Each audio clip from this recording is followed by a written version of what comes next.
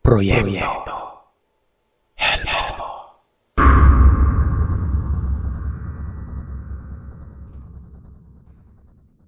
Ako po si Vilma at mapagpalang araw sa inyong lahat. Dekada 80 nang mangyari ito sa amin ng kapatid kong tawagin na lamang nating Dario. Laki kami sa hirap, salat sa mga material na bagay at hanggang elementarya lamang ang aming tinapusan. Nasanay na kaming magbanat ng buto, bata pa lamang. Ang aking ama ay maraming trabaho, samantalang ang aking ina ay nagtatanim ng gulay at nagluluto ng mga minatamis at kakanin.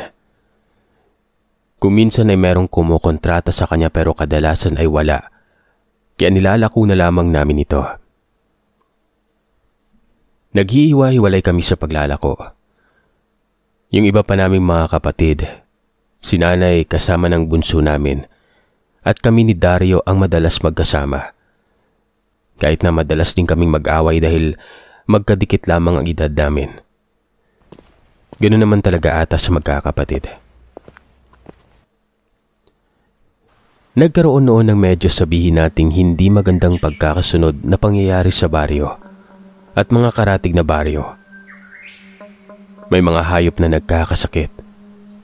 May mga hayop na ninanakaw at may mga hayop na pinapatay at tinatanggal ang mga laman loob nang hindi alam kung ano ang dahilan. Kasabay noon ay ang pagdating ng sama ng panahon na yung mga ani, mga pananim sa mga malapit sa mga anyong tubig ay talagang binaha. At kung tawagin nga sa amin ay hindi mapuslan o hindi na mapapakinabangan. At matapos pa noon ay ang pagdating naman ng iba pang mga pesteng gumiba talaga sa mga pananim, lalo na sa mga karatig barangay. Dahil halos doon nakalatag ang malapad na lupain o bukirin sa pagsasaka. Kahit papano ay naging maswerte ang baryo namin. Dahil sa hindi naman kami nasasakupan ng mga bukirin noon, ay hindi kami masyadong nasalanta. At isa pa, nasa mataas na parte ng lupa kami ng lugar. Sa madaling salita ay naging normal ang lahat sa amin pagkatapos ng bagyo. Halos walang nagbago. Samantalang sa ibang barangay ay tila ba naghihikaw sa mga ito. Sumaktong nakapag-harvest na rin ang aking inay ng kanyang mga gulay sa lupain namin. Pagkatapos pa nito ay merong pang nai-harvest ang aking ama sa niyugan, mga kamote, mga mais na bata pa na nakuha nung bumagyo. Sinurrender na lamang ito at pinamigay halos ng may-ari. Yung iba na anod. Kumbaga para kaming naulanan ng biyaya. Halos lahat kasi nang naiuwi ng aking ama ay pwedeng rekados para sa minatamis. Kaya kayang lutuin ng aking ina yung mga yon. Araw-araw kaming halos nauubusan ng mga nilalako. Ang target nga namin noon ay ang mga barangay na nasalanta. Noong una ay magkakasama pa kami hanggang sa maisipan na naming maghiwa-hiwalay sa ikatlong araw. Pero mas malaki na ang lagayan ng mga dala namin. Nagkanya-kanya kaming dala ng mga kariton. Gawa ito ng aking ama at ni Lolo. At as usual, kami ni Dario ang magkasama nun. Sila nanay ang sa mga kakanin, kahiwalay ng iba ko pang kapatid. Kami naman ni Dario ang nakatoka ng mga gulay. Noong araw na yon, umaga pa lamang ay dinumog na ang tinda naming gulay. Dahilan para bago pa man tuluyang magtanghali ay naubos na namin ito. Masaya kaming umuwi at nang makita ng aking ina na nasa isang barangay pa lamang ay ubos na ang mga ito. Ay hindi ito nag-atubiling manguha pa ng maraming mga gulay sa bakuran namin. Pawala na ang init ng araw nang magsimula na naman kaming magtulak ng kariton ni Dario. Marami namang namili. Ang kaso ay tila yata marami ang ipinadala sa aming paninda ni nanay. Gawa ng ayaw ko namang masayang ang lahat ng yon dahil paniguradong hindi na ito magiging maganda sa susunod na bukas. ay kinausap ko na si Dario na tumuloy pa kami sa mga dulo-dulong baryo na alam naming nasalanta. Kahit pa hindi na kami nakakapunta doon at sa bandang liblib yon.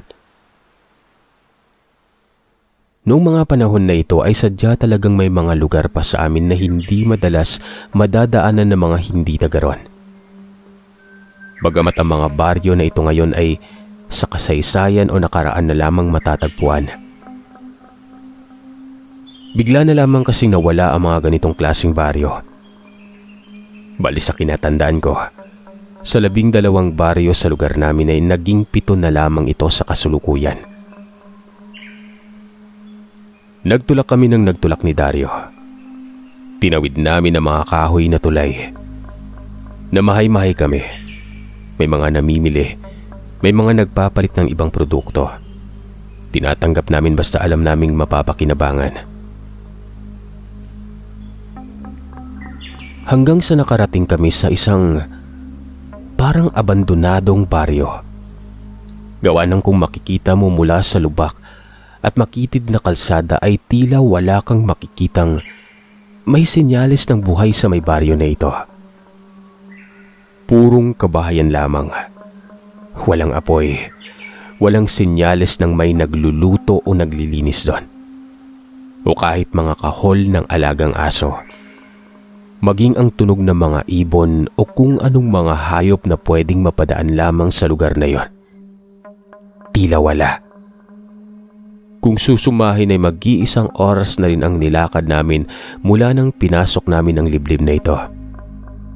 Kaya kung iisipin nyo, hindi din biro ang layo ng nilakad namin.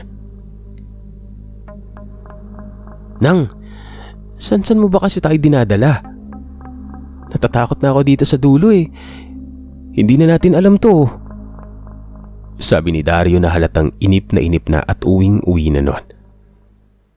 Kaya ako naman, tiningnan ko yung tulak-tulak naming kariton. Kahit papano ay kokonti na lamang din ang natira. Tumingin ako sa paligid. Sobrang patay na baryo ang lugar. Gawa nang nanghihinayang naman ako sa may haba ng nilakad namin. Tapos wala ding mapapala ay tumingin ako sa pinakadulo ng baryong yon. Medyo wala ng kabayan kasi palayan na ulit pero sa may bandang unahan ng palayan ay may nakikita ulit ako ng mga kumpul na mga bahay. Kaya naman ang sabi ko kay Dario, Sige, sa susunod na barangay kapag wala pang bibili, balik na tayo. Napakamot ng ulo si Dario at magdadabog pa. Kung hindi ko pa sinabi noon na, O sige, kung gusto mo umuwi ka na mag-isa. Dahan-dahan, niwala kaming naaninag na sinyalis ng buhay sa lugar na yon. Hindi ko alam kung ano ang kinatatakot ni Dario noong mga panahon na yon. Pero lingid pala sa kaalaman ko, hindi niya naman kasi sinabi na may mga kabaryuhan sa liblib na may mga kwento-kwento tungkol sa mga naninirahan ng mga aswang. Bukod pa dito ay meron pang sinasabing baryo ng mga engkanto o yung mga maligno, yung mga nanliligaw umano. Noong nakalagpas na kami doon sa baryo na yon na walang katao-tao, saka nagsalita itong magaling kong kapatid.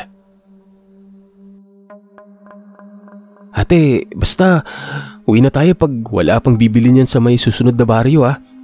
O kahit may bibili, baka hindi na tayo makauwi eh. Ano bang pinagsasabi mo, Dario? Kasi ate, may mga baryo dito sa liblib. Hindi mo ba alam yon? Maaga ka kasing natutulog pag brownout eh. Yan tuloy, hindi mo nalalaman yung mga kwento sa amin nila lolo. Ayun nga. Sinabi niya ito dahil naalala niya yung mga ganitong baryo na walang katao-tao. Anya, may mga baryo na sumusulpot na lamang bigla sa kalagitnaan ng palayan. May mga baryo na bigla na lamang dadami ang tao at kung ano-ano pa.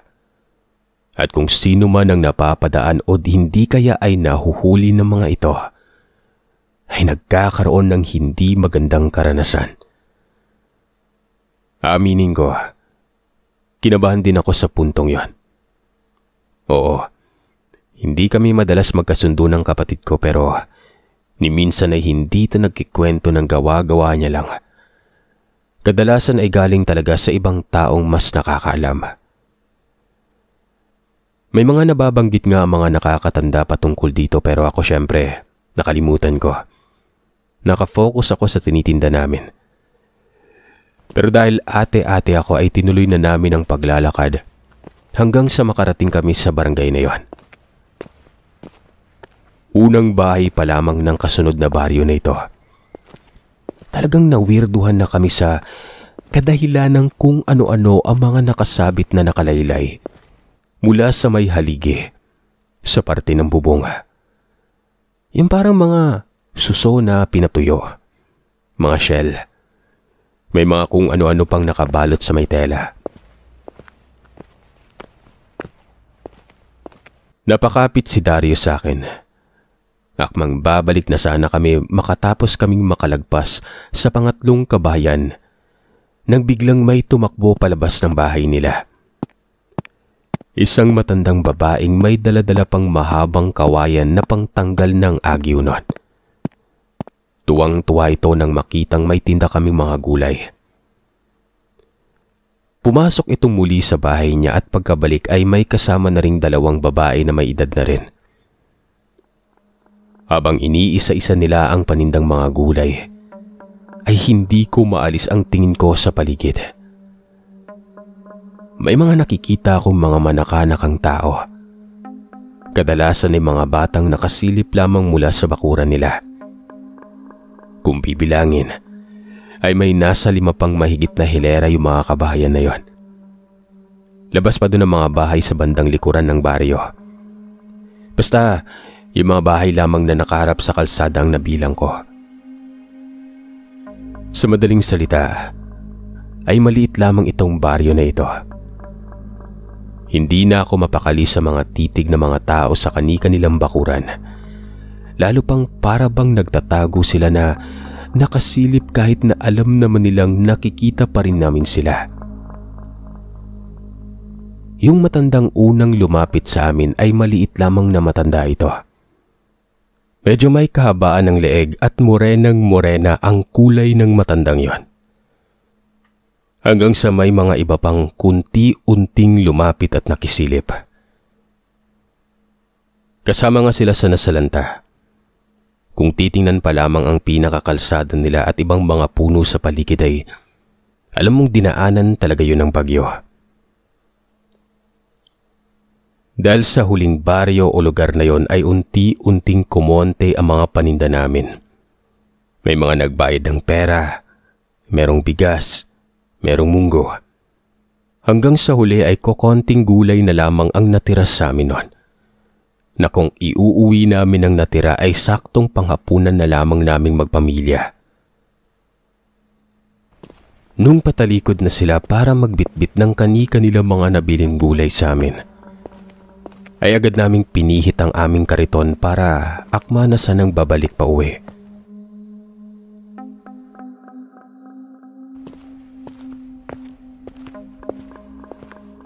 Nang bigla akong narinig yung matanda na nakatira sa bukana ng baryo na yon. "Naalis na kayo?" Sinagot namin ito. Sabi namin, "Opo, uwi na kami." "Magtatakip silim na. Tiyak gagabihin kayo sa daan." Diretso niyang sinabi yun na para bang walang kaimu-emosyon. Isama mo pa yung mga reaksyon ng mga naroroon nang sabihin niya ang mga ganoong kataga.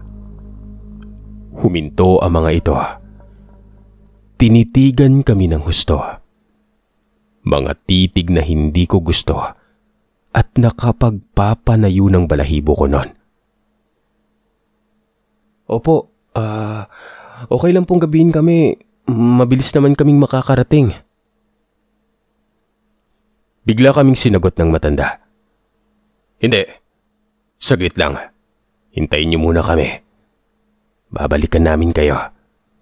Pagkapasok namin ng mga gulay.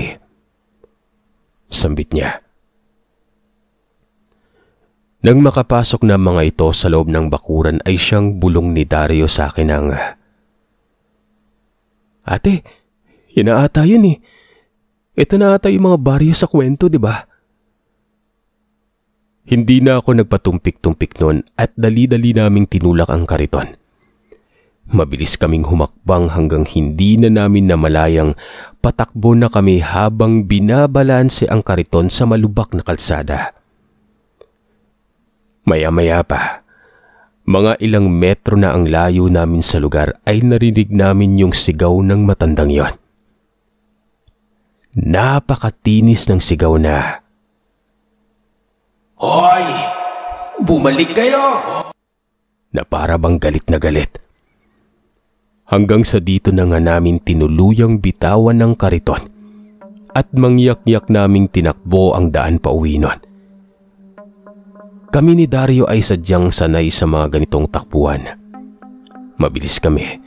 Gawa ng nakagawian na namin yung laro nung bata pa lamang kami kaya naman walang kapagod-pagod at mabilis kaming nakalayo habang binabagtas namin ang mahabang kaparangan pabalik sa isa pang baryo na walang kabahayan.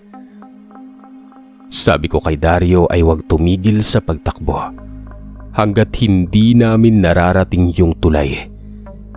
Dahil ang ibig sabihin lamang noon ay nakalagpas na kami sa mga liblib na mga baryo. Yun nga lang, sa hindi namin malamang dahilan, pagkapasok namin ng baryo na yon, yung baryong walang mga nakatira, kung kailan na palubog ang araw, ay siyang paglabas ng mga tao. Nakita namin kung paanong parang bigla ang nagkaroon ng tao sa loob ng ibang mga bakuran. Merong mga nakaupo na sa may mga hagdan. Hindi sila ganun karami. Hindi sila aabot ng lagpas sa 15. Pero isa lang ang tinitiyak ko nun. Napaka-weirdo nilang tingnan. Walang mga bata. Lamang ang mga kalalakihang walang pantaas. Ang mga babae naman bagamat na bibilang lamang siguro sa 4 o 5 ay may mga edad na. Lahat sila, madumi ang katawan na para bang natuyong putik. Yung parang naglublob sila ng buong araw sa putikan tapos hindi sila naghugas. Isa sa mga lalaking may mahabang buhok ang biglang nagsalita. Ni hindi ito nagtanong kung sino kami at kung saan kami galing nun. Basta ang mga malalaking mga ipin niya at gilagid ay labas na labas habang nagsasalita ito mula sa kinatatayuan niyang hagdan. "Halika dito! Dali na!" Tila ba ramdam din ni Dario ang kakaibang kinikilos at pananalita nila. Lalo na nang sabay-sabay silang napangitinon. Dito na kami hindi mapakali. Dahil tuwing inuulit ng lalaki ang mga katagang, "Dali na, halina kayo," ay unti-unting humahakbang palapit at palabas ng kabahayan nila at bakuran ang mga taong yon. Wala silang masasabing balahibo sa katawan na biglang tumutubo o matutulis na mga kuko o ano kagaya ng mga nasa kwento mo. Pero nang magsimula ng magsalita ang isa pang matandang babae ng, "Wag na kayong maglaro. Kunin nyo na yung 2 yan nang makakain tayo ng maaga." Nakita naming ang lalaking kinakausap kami ay kumuha ng napakalaking patalim na panggapas ng tubo. At sa hindi namin malamang dahilan ay unti-unting nangintab ang katawan nila na sa tingin namin ay nanggagaling sa mga tumutulo nilang laway. Galing sa bunganga nilang malapad at abot ng tenga nun. Biglang nagbaga ang kanilang mga mata. Wala na kaming ibang madaanan, kundi bumalik kami doon sa kung saan kami nanggaling. Ang unang naisip ko pa noon ay itong dalawang baryo na ito ay posibleng baryo ng aswang o ng engkanto.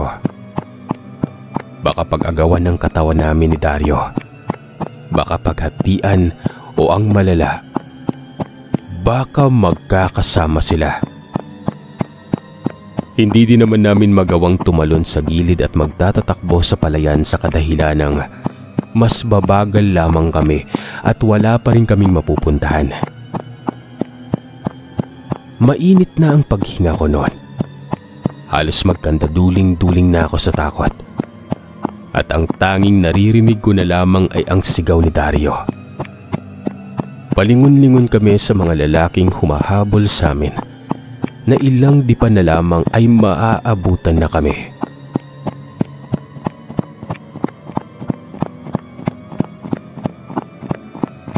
Nang walang ano-ano, ay bigla akong nakaramdam ng pagdaganon.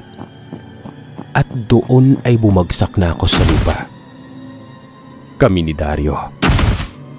Ganun pala ang pakiramdam kapag nalalapit ka na sa kamatayan.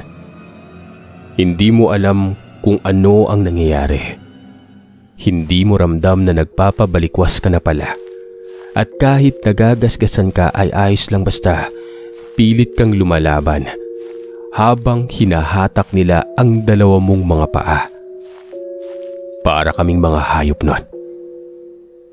Nakita kong papalapit na ang matandang babaeng siguro ay maikukonsidera nilang pinuno nila. Ito'y matandang babaeng nag-utos sa kanila na habulin kami.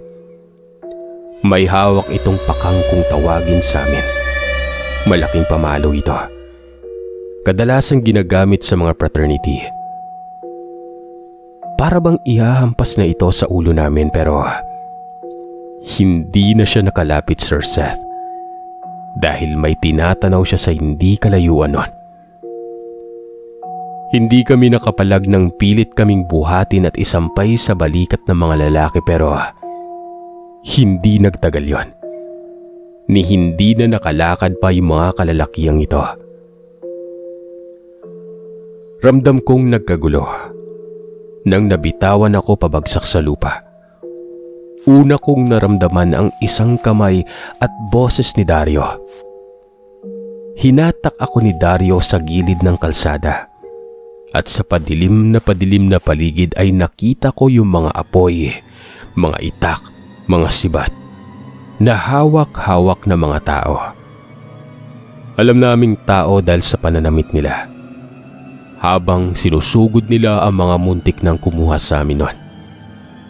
At sa kalagitnaan ng kaguluhan ay ang matandang bumili ng gulay ang lumapit at bigla kaming niyakap.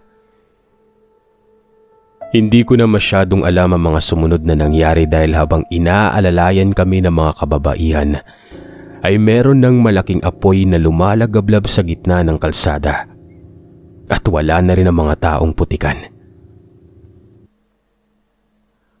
Bumalik kami sa barangay na merong mga bahay na may mga banderitas na mga tuyong suso. Doon kami diniretso sa pinaka-leader ng purok na siya palang anak ng matandang bumili ng gulay sa amin.